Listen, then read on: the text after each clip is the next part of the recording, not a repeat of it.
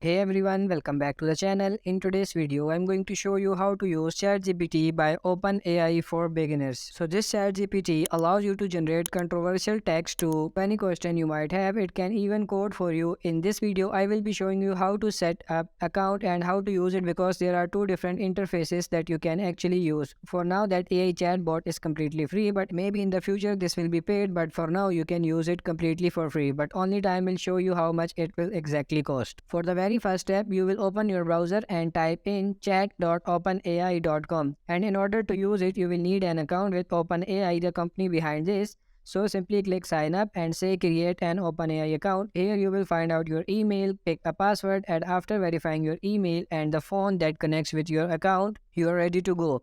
And now if you log into chat.open.ai.com, you will be faced with this interface. And this is the basic interface, and now you can start asking it questions and it will show you the answer.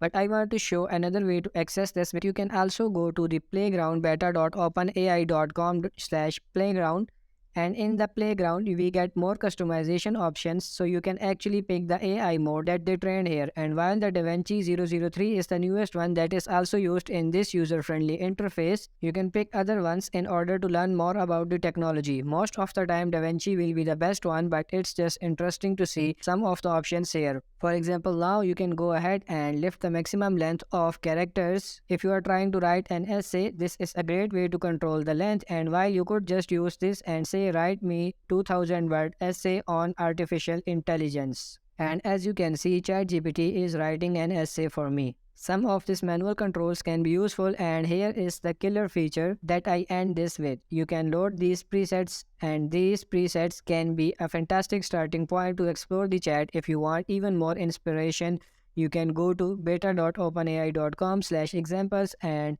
there you can see an even wider range of examples what to use this for. So that's it for this video. I hope this video was helpful. If it is, like this video and subscribe to the channel. Thank you.